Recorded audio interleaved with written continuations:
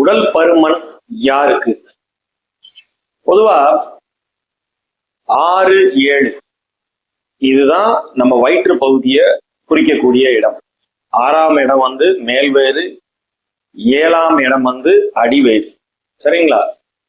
So 6ஆம் அதிபதியோ 7ஆம் அதிபதியோ குருவோட தொடர்புல இருந்தாலோ, இல்ல குரு 6, 7ல இருந்தாலோ, இல்ல குருவோட ராகு சேர்ந்திருந்தாலோ, இல்ல குரு ராகு சாரத்தில் நின்னாலோ, இல்ல 7ஆம் இடத்துலயோ 6ஆம் இடத்துலயோ ராகு நின்னாலோ உங்களுக்கு உடல் பருமனாகி தொப்பை போடுறதுக்கு உண்டான வாய்ப்புகள் உண்டு. வயிறு வைக்கும். குரு தசை வந்தவங்க கிட்ட கேட்டு பாருங்க சொல்லுவாங்க. சோ பொதுவா 6, 7ல குரு சம்பந்தப்படுறாரு, ராகுவும் சம்பந்தப்படுறாரு அப்படின்னா நிச்சயமா உங்களுக்கு வந்து உடம்பு வந்து வெயிட் போடுறதுக்கு அதிகமான வாய்ப்பு உண்டு. ஏன்னா குருங்கிற கிரகமே ஒரு பருமனை கொடுக்கக்கூடிய ஒரு கிரகம் தான். கொழுப்பு கட்டிகள், கொழுப்புக்கு காரக கிரகம் குரு.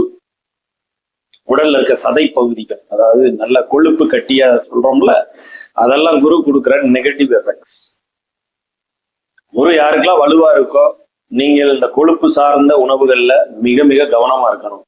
அதிகமா ஃபேட் கண்டென்ட் இருக்கிற ஃபுட்டை எடுக்கக்கூடாது. குரு ராகுவோட தொடர்பு கொண்டிருந்தாலோ நீங்கள் அந்த மாதிரி விஷயங்களை ரொம்ப கவனமா இருக்கணும். ஃபேட் ஐட்டங்களை வந்து தவிர்த்தரணும். ஏன்னா குருவோட நெகட்டிவ் ஒரு பலன்கிறது வந்து அவர் சுபகிரகம் தான், அதுல டவுட் இல்லை.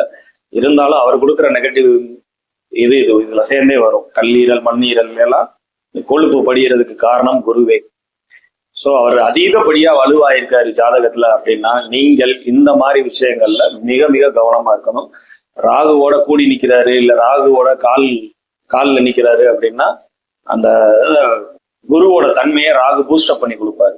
சோ அப்ப குருனா வயிறுக்கு காரகிரகமும் குரு தான்.